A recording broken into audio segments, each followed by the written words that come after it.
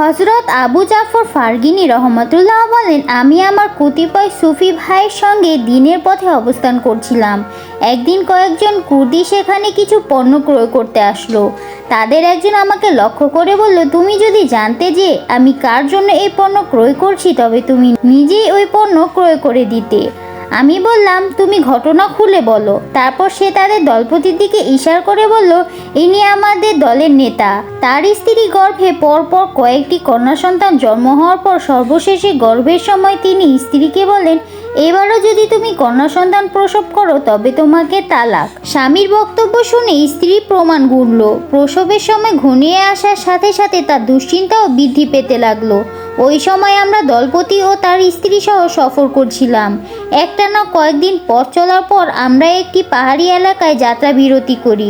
ঘটনাক্রমে ওই সময় আমাদের দলপতির স্ত্রী প্রসব বেদনা শুরু হলে সে মনে মনে ভাবল, এই সময় যদি সে কন্যা সন্তান প্রসব করে আর স্বামী যদি তাকে ত্যাগ করে তবে সে এই বিজন পাহাড়ি এলাকায় কোথায় যাবে, কোথায় আশ্রয় নিবে, কার কাছে সাহায্য প্রার্থনা করবে ইত্যাদি কঠিন দুর্ভাবনা ক্রমে তার আশঙ্কা ও উৎকণ্ঠা বৃদ্ধি পেতে লাগলো।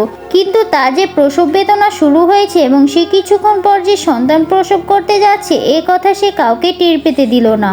অবশেষে বুদ্ধি খাটিয়ে অজু করার বাহানায় সে হাতে একটি বদনা নিয়ে পাহাড়ের ওপর প্রান্তে অবস্থিত জলাশয়ের দিকে চলে গেল। সেখানে যাওয়ার সাথে সাথে সে একটি কন্যা সন্তান প্রসব করলো।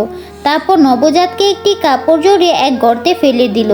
পরে কাফেলায় ফিরে এসে বলল, এতদিন তোমরা যাকে গর্ব মনে করছিলে আসলে তা গর্ব ছিল না। দীর্ঘদিন যাবৎ বাতাস জমতে জমতে এরূপ হয়েছিল। আজ মলত্যাগের সময় তা বের হয়ে গেছে। যাই হোক, পরের দিন আমরা আবার যাত্রা করলাম। তারপর দীর্ঘ 6 মাস বিভিন্ন এলাকায় সফর করে ফেরার পথে আবার সেই আগের জায়গাতেই যাত্রা বিরতি করা হলো। আমাদের দলপতির স্ত্রী কিন্তু তার সন্তানকে কোনোভাবেই ভুলতে পারেনি। মায়ের মন কি মনে করে যেন হাতে একটি বদনা নিয়ে সেই প্রসব স্থানের দিকে চলল। কিন্তু সেখানে গিয়ে সে যে দৃশ্য দেখল তাতে সে আশ্চর্যে একেবারে স্তব্ধ হয়ে গেল। সে দেখতে পেল 6 মাস আগে সে যেখানে সন্তান প্রসব করেছিল সেখানে তার সেই বাচ্চাটিকে এক হরিণ দুধ পান করাচ্ছে। তার আগমন টের পেয়ে হরিণ পালিয়ে গেল। এবার সে ছুটে গিয়ে সন্তানকে কোলে তুলে বুকের সঙ্গে জড়িয়ে ধরল। কিন্তু 6 মাসের শিশু অপরিচিত জননীর কোলে উঠে অবিরাম গতিতে চিৎকার করতে লাগলো। জননী তাকে যতই সোহাগ করলো কিন্তু কিছুতেই তার কান্না কমলো না। পরে সে যখন তাকে মাটিতে রেখে দূরে সরে গেল তখন হরিণ এসে আবার তাকে দুধ পান করাতে লাগলে তার কান্না বন্ধ হয়ে গেল। তারপর সেই মহিলা কাফেলায় ফিরে এসে এই আশ্চর্যকর ঘটনা প্রকাশ করলে আমাদের দলপতি সহ কাফেলার সবাই সেই পাহাড়ের কাছে গিয়ে জড়ো হলো। শিশুটি তখনও সেই হরিণের দুধ পান করছিল। মানুষের আগমন টের পেয়ে হরিণ আবারও ছুটে পালালো। এবার তারা কাছে গিয়ে শিশুটিকে সেখান থেকে উদ্ধার করে কাফেলা নিয়ে আসলো। এই সময় হরিণটি দূরে দাঁড়িয়ে বড় করুণাভাবে শিশুটির দিকে তাকিয়েছিল। মানুষের সংস্রবে এসে শিশুটি প্রথমে বেশ কান্নাকাটি করলেও পরে আস্তে আস্তে মানুষের সঙ্গে তার ভাব হয়ে গেল। সেই দিনে সেই শিশুটি এখন বড় হয়েছে। তার পিতা এক নেককার ছেলের সাথে তার বিয়ে ঠিক করেছে।